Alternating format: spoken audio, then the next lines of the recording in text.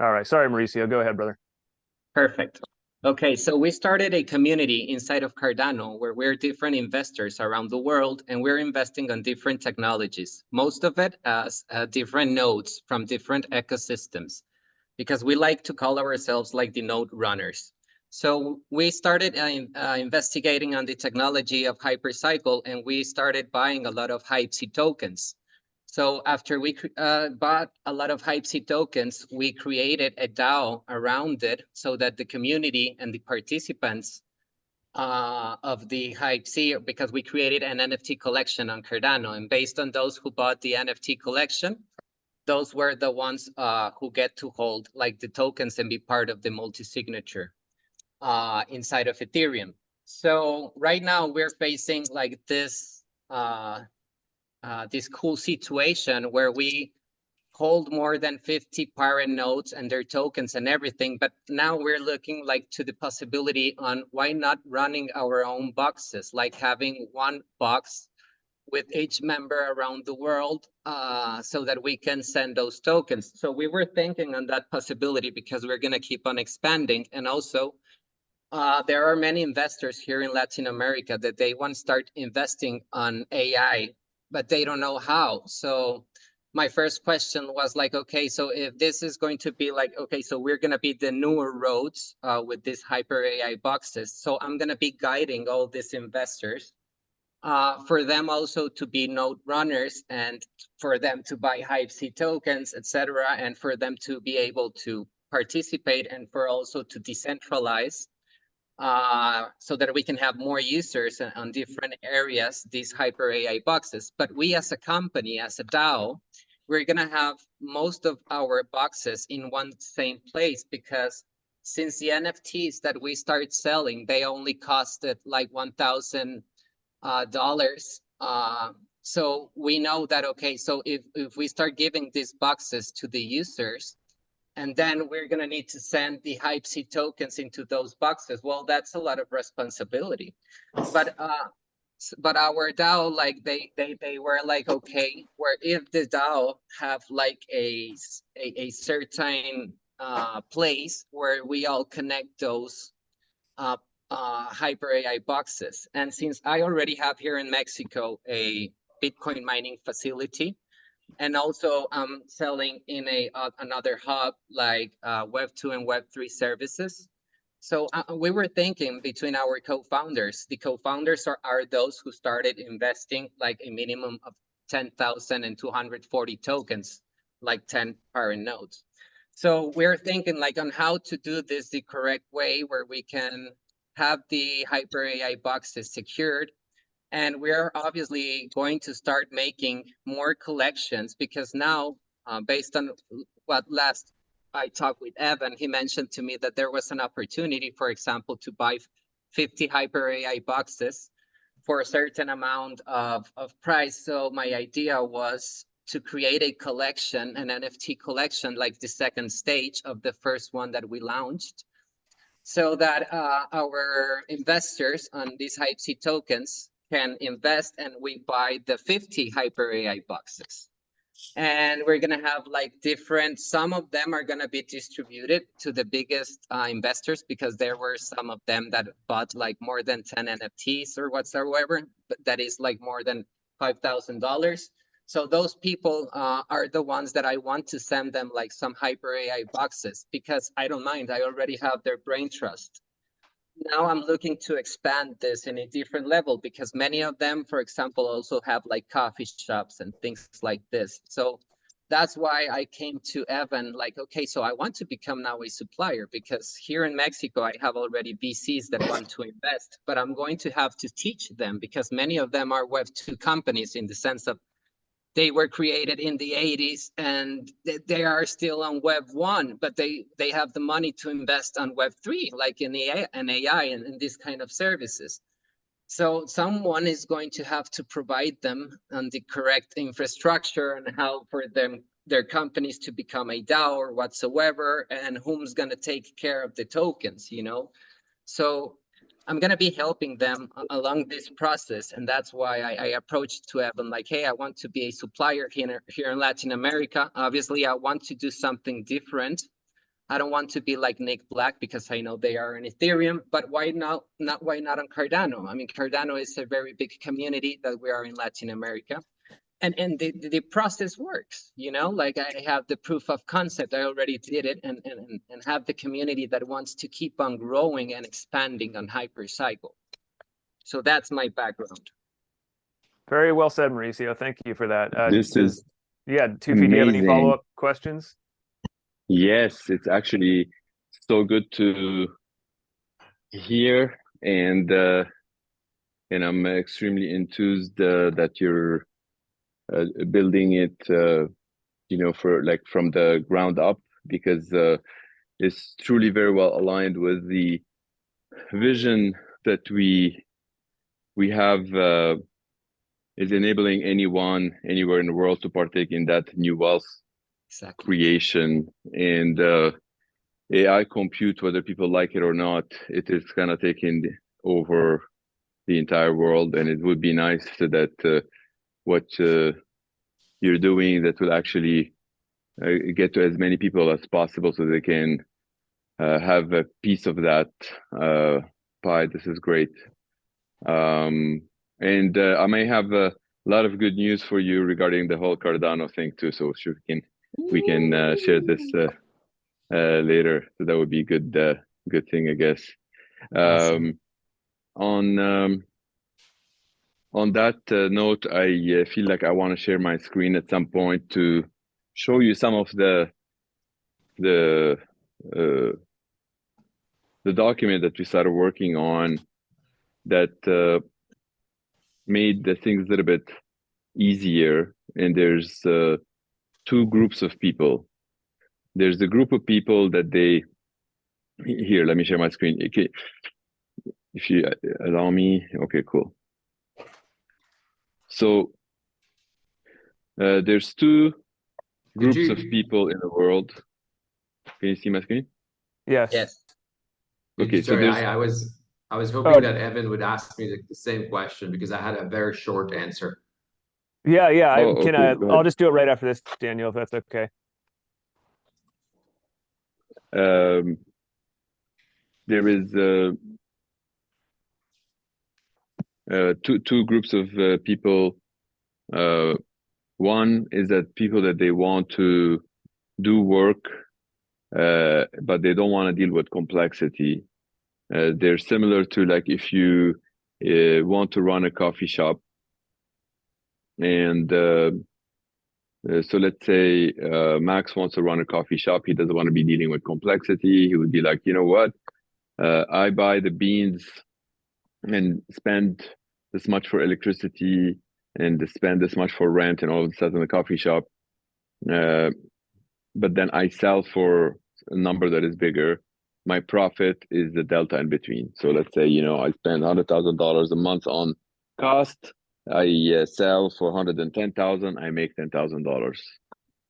So the vast majority of people, they don't want to be dealing with complexity. That's all they want. They want to take that $10,000 and go home. Okay. The other group of people that we hope everyone in the community would at least understand the other part before they decide, because currently they don't understand it.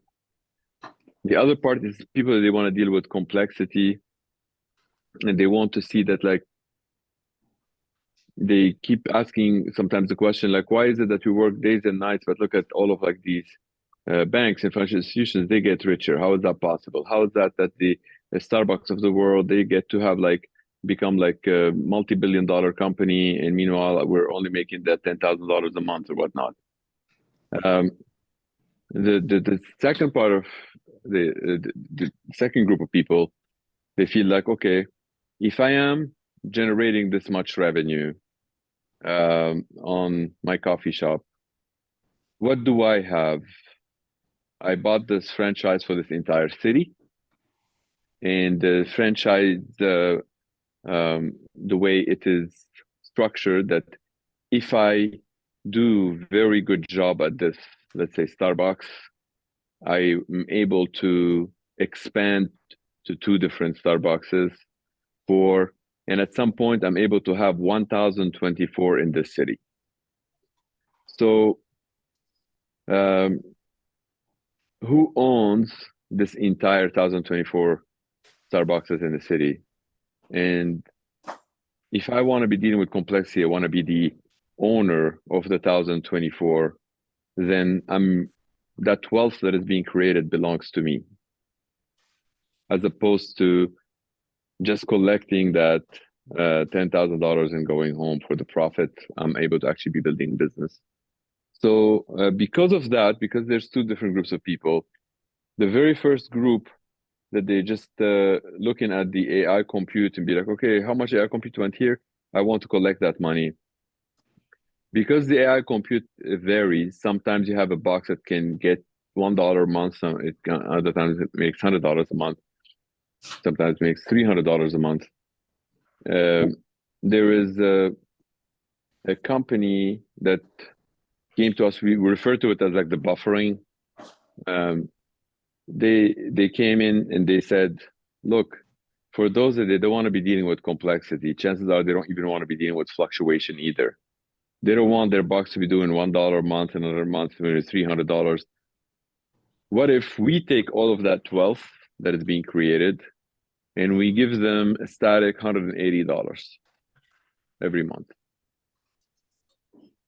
So if people, they receive $180, they know that they can pay the $100 for the box to Max or to Daniel or to Mauricio, and they keep $80, right? So that they're happy. It is based on one condition, the condition that they can control. That box is on the entire time connected to the internet. If it's off 1 day per month, that box is gonna make $90 and not $180. So that's basically why they want to make sure that it's on the entire time. So if it's making $90, not 180, but they still owe $100 to Mauricio, maybe Mauricio can give them like a deal, be like, look, if 1 month you actually don't pay me the 100, you only made 90, I'm not gonna go and take the box away from you. But the legal right, Mauricio must reserve the legal right. If you don't pay me $100 a month, you can pay less, that's okay. But if you pay me anything less than 100, I have the right to go and take that box away from you. It's just a right. It's a legal right, like more like contract. It's like, so that way, people, they feel like they have a disincentive to turn off the box, but they have an incentive to keep it on. Then, of course, people, they tell me that when you're showing the math of what do you recommend the most, and Max, correct me if I'm wrong, Max has been doing 3 boxes per homes, which is, I think, the best option that he found. And I think I tell people, have at least 2 boxes in your home, don't have 1, for many, many reasons, redundancy or whatnot. But Max, I think you did, you're doing 3 boxes per home, I think. Is that the optimal you found? Yes, Or... but if there was an opportunity, so I've been talking to a lot of people about this, and because they see this as like an investment, they were wondering if they could do 10 boxes or 100 boxes, but right. That's yes, that's exactly where I'm going to go next. Yes. This is what I'm actually going to talk about next. The next thing that I want to talk about, which I talked to Evan earlier today, is that Evan is already sold out. Like, he can barely deliver to all of the boxes that you guys have reserved into your names. So what he needs, which can protect you and can protect him. So Daniel, for example, you're getting 50 boxes shipped to Abu Dhabi. In the purchase order that you are, before you send the money to Evan, or even if you have sent the money already, but in the purchase order, if you have 500 bucks, if you have 1,000 boxes, then at least 950 boxes would be reserved to your business from the H3 that they're coming out, because they're selling out much earlier than they come out. That's from one perspective. from another perspective, when Evan is committed to give those to you, then it answers Max's question. Then Max can have a pool, which many of the engineers, they've built those pools, like Mauricio built the pool, many people, they build the pool. Then your investors, they can put that money in the pool if you don't want to have to worry about how they put it, or they can put it indirectly into your company. The point is that you can do whatever deal that you want to do with your investors and how they pool their money, whether you want to give them a rev share, whether you want to give them the ability to run hundreds of those devices in many different places. There's all kind of variety of how you manage that part. But the most important thing is to secure those upcoming devices as soon as possible, because they're literally selling out. Like Evan's next batch, 5,000 devices, it's pretty much spoken for. The subsequent one, 5,000 devices, is likely to be spoken for too, if you guys were to follow through with what I'm suggesting here. And of course, you can always put a condition in that purchase order that you're not gonna go in like if you want $1,000, that's $1 million that you want to send to Evan. You send him $50,000 now to get the 50 boxes, but there's no shape or form that you are obliged to send the $950,000 before you actually getting the other boxes. So it isn't like an unconditional money here, you're going to spend this money, but it's to reserve that spot. So from Evan's perspective, when he's going and getting those boxes, he reserves that spot for you. And from your perspective, it gives you the ability that Evan signed that purchase order, that yes, it is reserved for you. So if you were to be dealing with your own investors or with your own group of people or pools or whatnot, then it gives you the legitimacy that you are intending and actually getting those devices and putting them in the name of the community or the name of the pool, whatever it is. So people, they know that they're not throwing their money on and losing it. They're either getting shares in your company or parts of that pool or whatever what you want to give them. Shares in the company makes a lot of sense so far with what we have with a lot of conversations. Why does it make a lot of sense? And this is also something extremely important for people to understand, is that the model that Max and I devised during a launch at a place called Amal is instead of having the distributor model where you would buy those for $1 million and sell them for 1.2 million, it's boring. Instead, get people to pay subscription for the device, $100 a month. The subscription puts you in a different category for companies. The companies that they have a subscription model that they collect $100 a month. If you have 1,000 devices that they give you $100,000 a month, that means per year is 1.2 million. That means any private equity anywhere in the world, they would evaluate your company to be 12 million. So instead of making $200,000, you make 12 million.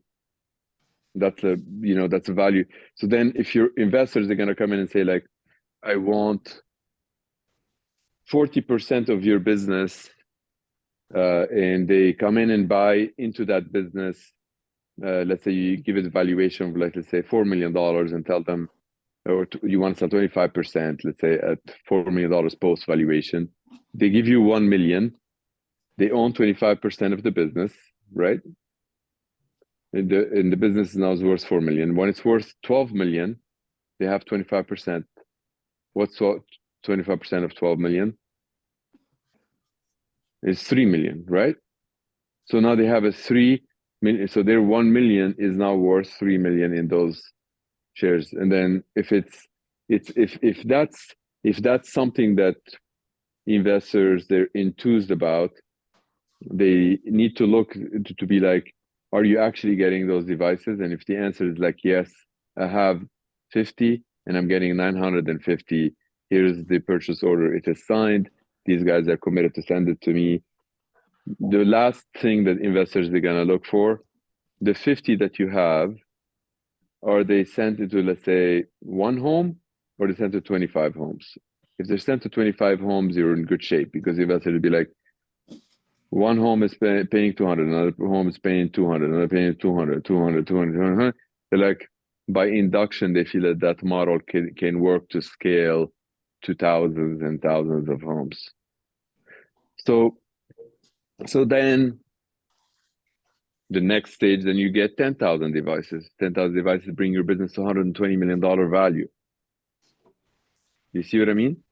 So that's why I think now, if you want to talk about that first category of people that they are going to take the devices from you, all they care about is they take the $180. That's easy sell. I mean, they just turn on the device, so long as they can prove that they had it on for like the entire month, then they receive $180 end of the month, they send you 100 easy peasy. The second part that is a little bit more complex, and that's the one I'm talking about here. So what you're looking at here is that the value of the business that they're having. Now, if you don't want to call it business, you can call it whatever you want, but it is effectively a business. Where is it?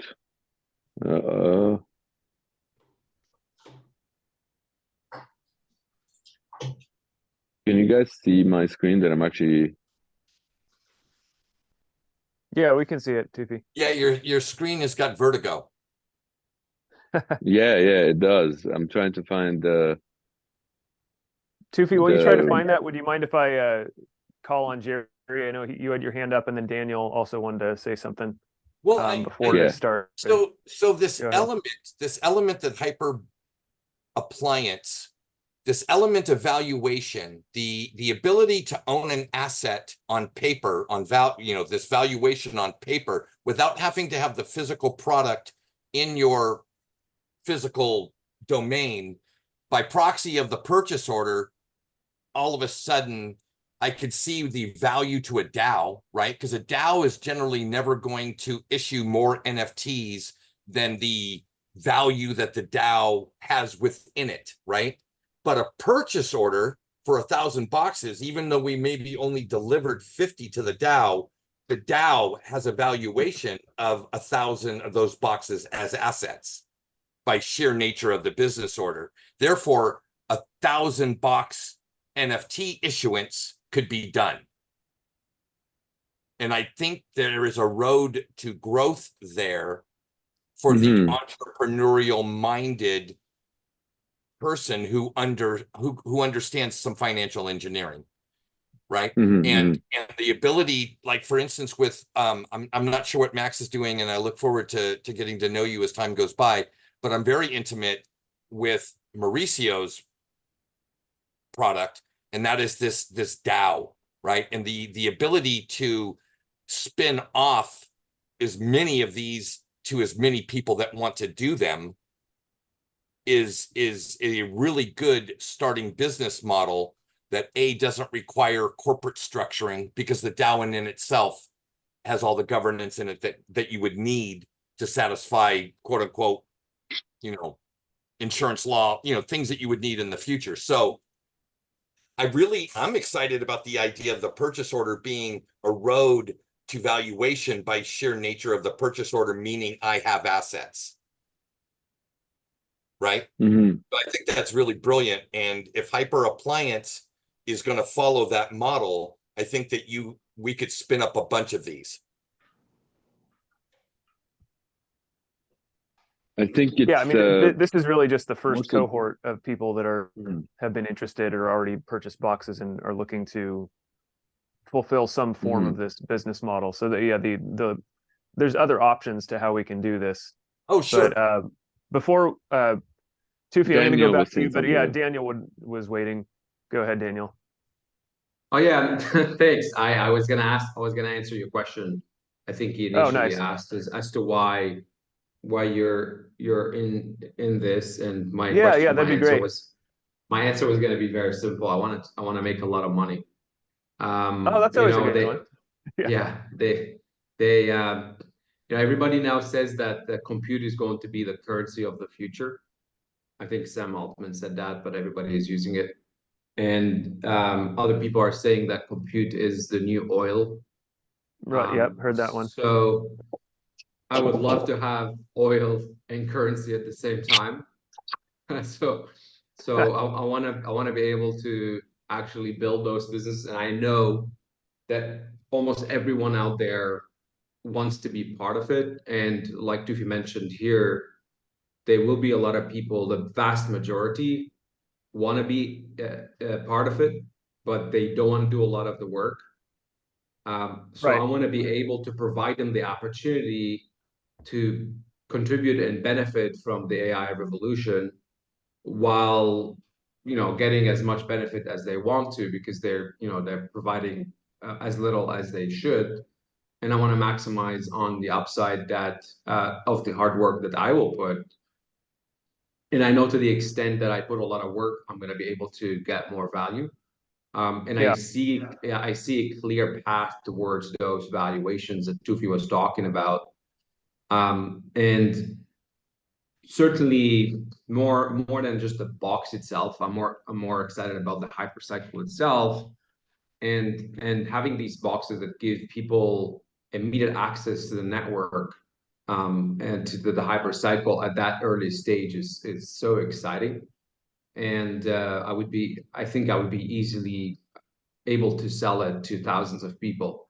So it seems to me that this is a product that everybody wants, everybody needs.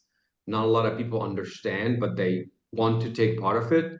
And it's going to be like the easy sale of the century. So that's why I want to be part of it. Yeah, thank you, Daniel. I totally agree. There seems to be, especially in the Bay Area, there's just an insatiable demand, especially kind of from the baby boomer and up generation, that no AI is going to be hugely profitable. They don't know much about it. They don't have a technical acumen, but they know they want to get in, and they don't know anything besides like buying NVIDIA stock. And so like whenever I open up this conversation to people that are above, let's say 50 or 60 years old, it's like, well, that's what I need. That's what I've been looking for. So yeah, I totally agree. Huge market opportunity. Go ahead. Yeah, like it's literally catching. Like if you look at the 10 years ago, 14 years ago, to all the way to 6 years ago, you had the blockchain kind of revolution that just was targeting the very young, and you know, people who really understood it were crazy enough to take part of it. Right. Whereas this one, you've got everybody, people from, you know, 8 years old all the way to 90. They understand that this is an actual eventuality. They see it, they read about it every day. And for those people who understand the system and the software and the network behind it, they get it. But for those who need some tangible, the box offers amazing advantages that it's there. You know, they can clearly like figure it out. Oh, okay, it's like my Wi-Fi box. Okay, so I got it. Right. Yeah, and it's and certainly I'm super excited about the Hypercycle in general. And I also really the big believer of how Hypercycle enables these micro computation at the micro level, and therefore creating this emergence of intelligence at the macro level, and kind of like ensuring that every AI who's networked will become smarter and therefore more revenue generator, but also being contributing to that decentralization of AI, which is going to be a huge topic soon. And then also we will enable the infrastructure to come to everywhere around the world. You know, the infrastructure is so important for AI to happen. AI is not going to happen without compute.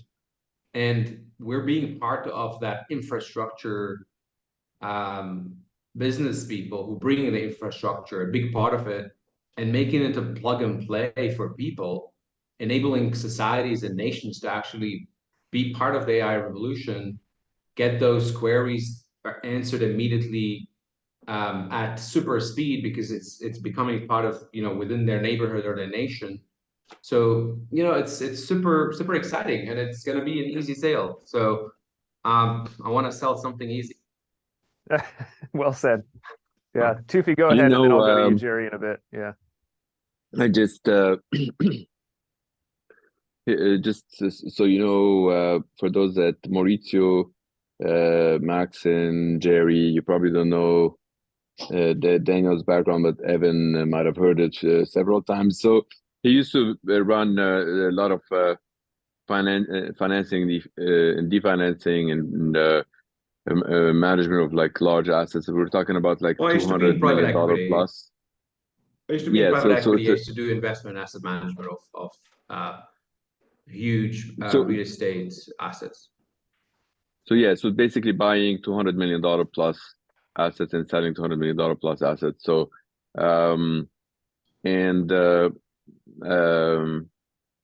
some of them, they're like the 6-star hotels, like one and only, you know, Mauricio, you have one in Palmilla, you know, in Palmilla. Yeah, so they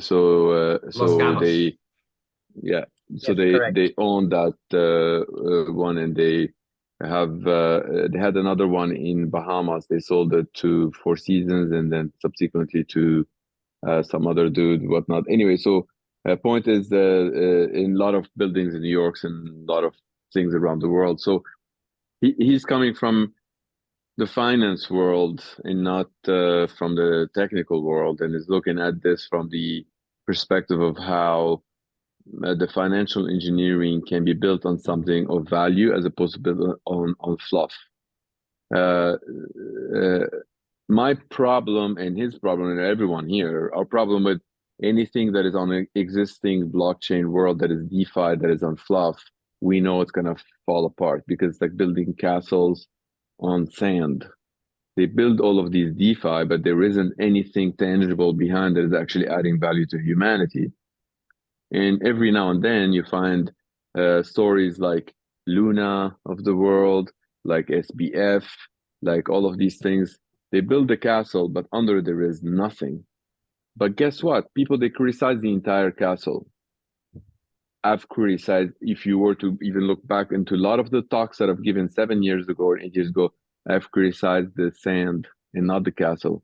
Because actually the castle, the SBF castle, is actually a very good castle. The financial engineers are very good, but they built it on sand. They don't criticize the foundation. That's what actually making those things fall apart. Here, what you guys are working on is the foundation. What people are building on top of that foundation is elements. Is actually, there isn't anything that's going to run unless somebody is requesting some AI computation for whatever reason. When somebody requests AI computation, they're paying for it one way or another. The company that pays for the AI computation, they figure out how to make money. Don't worry about how they figure out. That's not your problem. But if they pay you indirectly to run that AI computation, all you care about is like your provider. You're the actual rock, not sand. So when somebody builds those financial engineering on top of a rock, and yeah, they can go up and down, but they're built on rock, meaning that if they go up and skyrocket, they're still built on rock. They're not going to be shaky. So I know, Jerry, you have a question, but I'm really, really anxious to show that thing. So Jerry, go ahead with the question, because I really want to show the thing that I've been talking about, but I haven't really showed you, because it's not shown my screen and I haven't showed you. So Jerry? It would just be the other two elements of the equation. So if HyperAppliance, we can play ball, in other words, do 1,000 machine purchase order, pay for 50, receive 50, have that valuation, have that asset. The other two elements of the equation are licenses and tokens, because HyperAppliance boxes without those other elements aren't.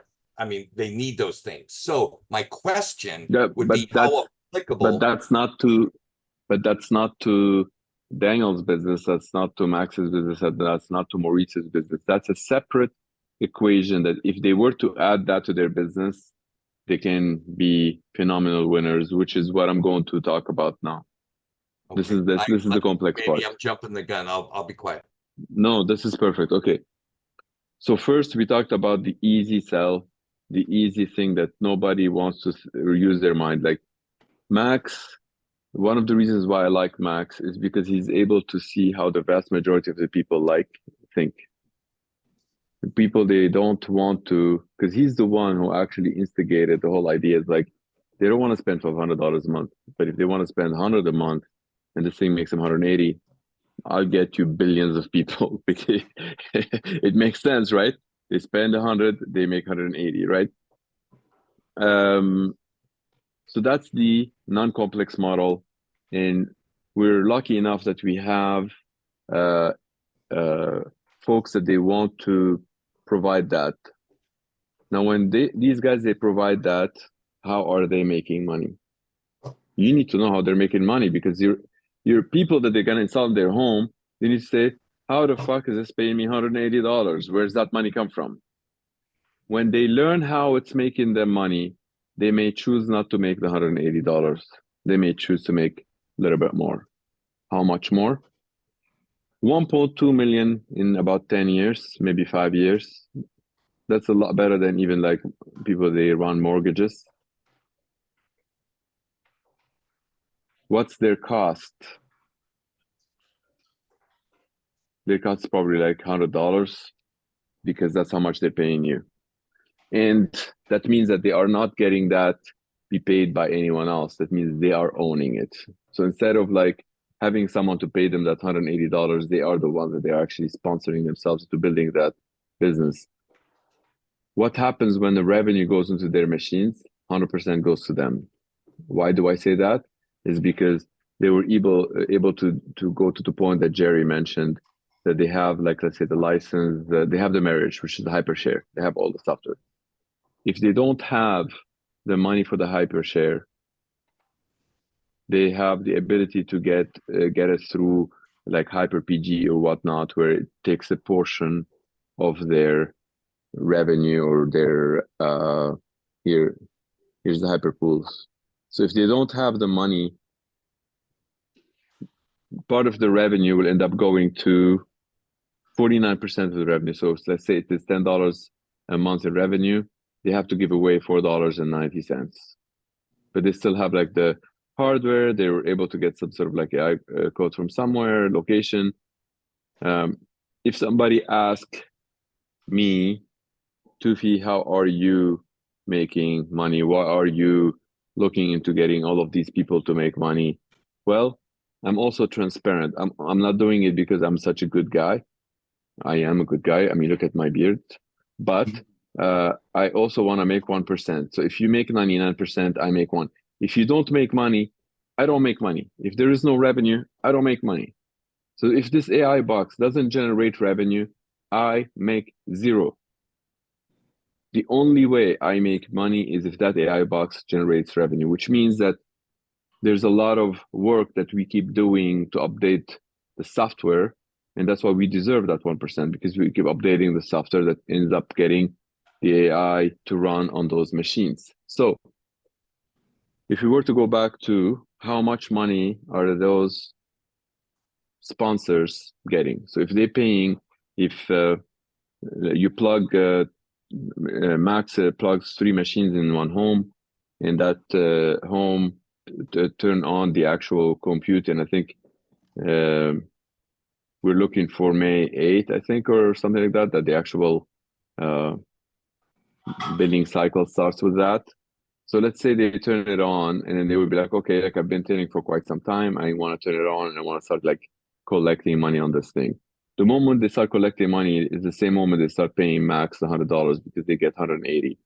How do they get the 180? Well, they decide how they want to do it. They can either get it, if they want to get it directly to their bank account, there's additional cost for the buffering company to send that money, the wire or whatnot. If they want to do that, that's fine. If they want to get it via batches, like, because it's like, the delta is $80, they're like, send me $80 like once every 6 months or something like that. So the 80 plus 80 plus 80 plus 80 plus 80. Now, why they're paying you money is because that's how much money they're making. Where are they making this money from? The box that people turn on, is this money that is being made is based on one single assumption, that the revenue per box revenue, not profit, revenue of AI per box is $10 per month. That's it. If the revenue is $10 per month, that box is similar to that franchise of Starbucks that you open a Starbucks in a city, and if it's generating $10 a month, that means it's getting very good coffee delivered to the people. It's have some sort of very good reputation. That means it has the potential to grow to 2024 Starbucks in that city, and it's only time that's standing in between now and then. So if you take that, the financial engineering folks, they would be looking like, okay, I'm getting $1.2 million from that business. So long as it continues like that, I'm not willing to pay it $1.2 million now. I want to make $1.2 million from it. I'll pay it $180 a month. That's it. So when you pay the actual $180 a month, then you're able to get this business all the way through, so long as they deliver. Remember, if 1 month they turn it off one day, you don't pay 180, you pay 90. If they turn it off 2 days, you pay 45. If they turn it off like 3 days, you just don't pay anything at all anymore, because like, yeah, they have to keep it on. So it's assuming that they turn it on the entire time, you pay them $180 a month. So what happens if somebody's been turning on this machine nonstop, always connected to the internet for 10 years in a row? The company that is giving them $180 a month has already built a business that is worth $1.2 million. Here's the, it's $1.2 million. In 10 years, if they go very fast, is in 5 years. If they go super slow, is in 15 years. The reason for those variations, they are dependent on how the unlocking of that potential happens, assuming like the ratio, the reputation, the proof of computation, all that, which is why the calculation is based on 10 years as opposed to 5, because 5, then it would be very aggressive. We go and we're like, okay, let's do it on 10 years. Does it make sense for business to spend $180 a month and get to the point where they have $1.2 million in 10 years? And if the answer is yes, then that's why they're paying 180. Now, what happens is halfway through, they want to sell. Remember, in 10 years, they're going to get 1.2 million. But Jerry, if you're investing in a company every month, $180, but you feel like after 1 year, you want to sell this business. You don't want to get all the way to the 1.2 million. So after 1 year, is it worth 120,000? It's 1.2 million in 10 years. So 1 year, it should be 120,000, right? But the answer is no. That's, come on. It's not linear. It is not linear. It is exponential. Why is it exponential? Because as you build that business, you have to get to the point where you have, look, you don't get to the $100,000 until like the 5th year, but then it starts 4th year. So if you want to sell this business halfway through, let's say you spent $180 every month on that machine, and then you own that thing that is called the hypershare. The hypershare it means you own the business. You own those S and the R. S is like shares. So if you do that, you have a parallel incorporation for each and every one of those businesses if you wish, or you don't even need to. Like Jerry said, why would you want to go and incorporate this thing? It's already taking care of all of these things. It's got the S, it's got the R. If you sell it after 1 year, this is after 1 year. What's the total here? Can you guys see it? $16,000. You see that? 16,600. Do you see it? On the bottom, what I'm pointing at? Yeah. Okay. Yeah, I see it. Yeah. So it's not 120. It's 16 after 1 year. That's why if you spend $180 every month, you own something that is worth $16,000 at the end of the year. You feel at that point, you might want to exit, you leave, you go home. You don't really need to stay in this business. Now, why would somebody want to buy this at 16,000? Because at that point, it's already unlocked 4. In this, assuming it's unlocked 4, which means it's already got 4 machines making money. 4 machines making money They make, let's say, $10 per month each, and that each and every one of them has the potential to grow to become 16 machines next year. So then how much is that going to make next year? So when somebody spends $16,000 in this business, this is how much they make per month. This is how much that business is worth to them in the second year. You see that? So they own the business, they take it in 1 year, they flip it. And then, of course, if they want to normalize that in the third year, they don't want to have like a fluctuation, they could, but they don't have to. In the third year, that business is $48,000. So what does that resemble? That resembles a startup that goes to the VC and say like, hey, VC, give me $1 million. I'm worth, let's say, 3 million. You take the million, now you're worth 4 million. And then you have the potential to become a public company for $1 billion. And the VC would be like, okay, great. That's the potential in 5 years. But if you sell that company in 1 year for 30 million, the VC still make money. That's effectively what this is. That's where that $180 come from. It comes from those investors, like you've met some of them, like Sheldon and Jackson, for example, guys, you know, like they are extremely interested into like getting into that pool. They've even said that they can see if they can manage that. Anyway, so that's like, that's where that money comes from. And that's why I think when Mauricio said that he's doing something on Cardano, I got extremely enthused, because it would be nice if somebody is partaking into that pool as well, because what you're doing, you're enabling your business to run. This is great. But when you find out what the other guys are making as well, maybe you want to make that too.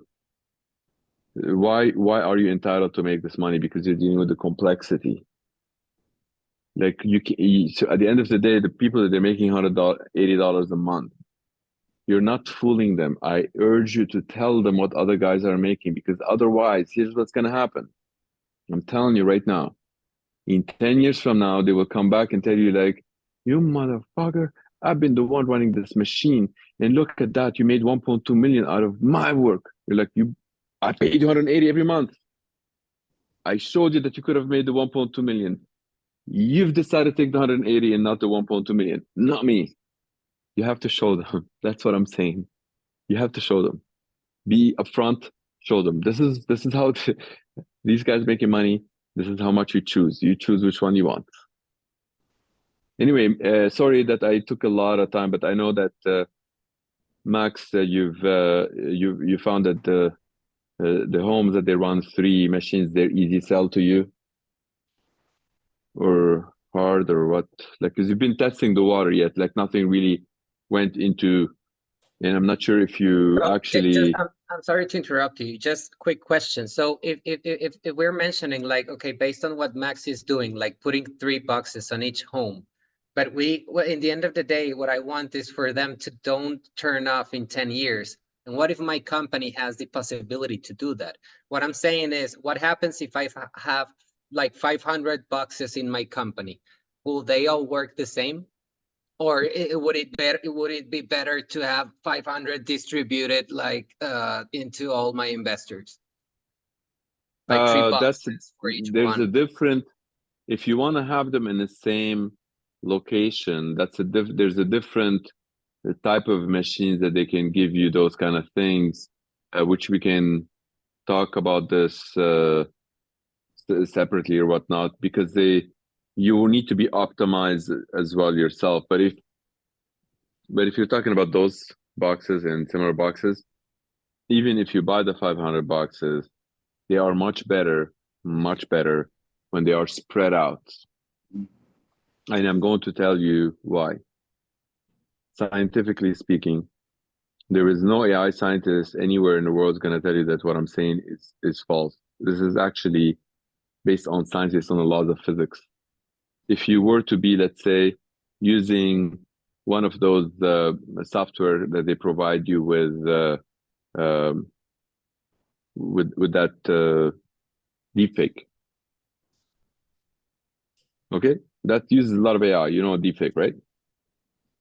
So you're using your mobile, you're using the app, and it's doing deepfake. You stand in front of it, and it's taking your things, it's sending it to the server. is processing it, it's taking these things and then sending it back into you, those videos.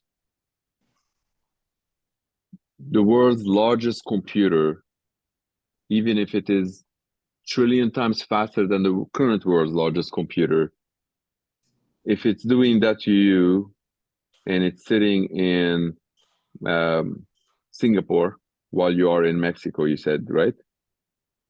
Okay. Will not win against that tiny little box if it's sitting on the other side of the city from you. This will win every single time because network will never travel faster than the speed of light. Doesn't matter how fast it is over there. It's taking things from you to there, processing it, sending it. So even if the processing over there takes 0.00001 millisecond, and this takes 50 milliseconds, this will win. Because the network to go from here, from yours to Singapore, is actually 150 milliseconds each way. It's going to kill the whole thing. So the more you have them distributed, the more they are likely to make more money. Meaning that, Mauricio, what we're basing it here is all based on $10 a month. So of course you can run them all in like same locations, easy. But if you want those devices to perhaps make in revenue, in AI revenue, $30, $40, $50, the more they are distributed, the more likely to make that, because the chances are, because what they're doing, they're bidding on computation. They're trying to bid, they're trying to win against the Singapore. And if they provide the computation that they win first, the next time that company that runs that software that's providing you with this, they're going to start using some of the stuff that you have without you even asking them. Like they will find a way that this won last time, let's put the computation there. It's an automated system that basically does that. So, but yeah, I'm happy to take on, if you send me some availability, I'll jump in with the Zoom with you, but I know that the time is up here, so I probably have to run. But yeah, I'm happy to jump with you to kind of talk about how that thing can be optimized if you actually want to do the 500, because that's there's like sometimes like a single server that is a very expensive server. It'd probably be like almost the price of like paying 500 of those boxes. But the reason for having that server, it would be because you're not benefiting from the distributed computation anyway, so might as well reduce your overhead into actually running them. And in order to get that server, Evan and I, we already working on having some partnership for the appliance to be like those big servers that we might end up striking a deal with NVIDIA, for example, at some point. We started with a smaller company in Silicon Valley that they can help us with that. But yeah, so that's a separate topic.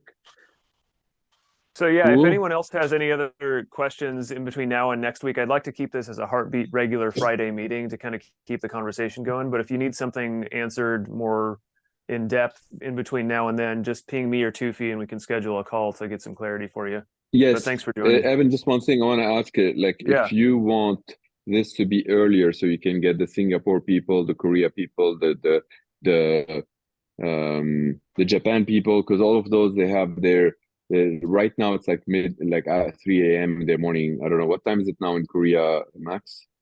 12. Right now it will be 2 a.m. to 4 a.m. Sorry. No, more 4 a.m. exactly. So like that's why like if we do this, for example, at a little bit earlier, it won't be like as bad. Can we try to maybe do it before the CXO call? Of PST? Course. Like 6 a.m. What's 6 a.m. in Korea time? If it's 6 a.m. PST, so that's a good time in Korea. That would be like 10 p.m. Korea. That's a very good time in Korea. 6 a.m. here is 7 p.m. Korea. Okay. No, 6 a.m. here. He's talking about PST. Oh, 6 a.m. PST, Max, is basically 10 p.m. 10 p.m. in Korea is not bad at all, because Koreans, they don't go to sleep at 10 p.m. unless like the only time they go to sleep at 10 p.m. if they had lots of soju, and if they had lots of soju, you probably don't want to talk to them. Awesome. I've had some good soju. Yeah. Awesome. Yeah. So I'll try to reschedule it. I'll send out an update for everyone, but I'll make it earlier next week. Hey, Mauricio and Max, nice to meet you guys, and looking Yes. forward to working with you and Yes. One thing. using Thank you. best Actually, Max, practices. I would love to understand a little bit more of the way that you're planning to charge like this, like in the way you're gonna be Yes. charging these services to your clients, just so that I can run some ideas, because maybe this Yes. is another way to play it around, because I had some That's idea, but exactly. Maurizio, that's exactly the reason for those heartbeats. They're not, this one was an introduction. The ongoing ones, it would be nice for you guys, you and Max and Daniel and all the other guys to share ideas, because you have different territory. You have all Latino America. Okay, that's like multi-billion-dollar business that you're building there on your own. Max has USA and Canada. That's a multi-billion-dollar on his own. Daniel's got MENA.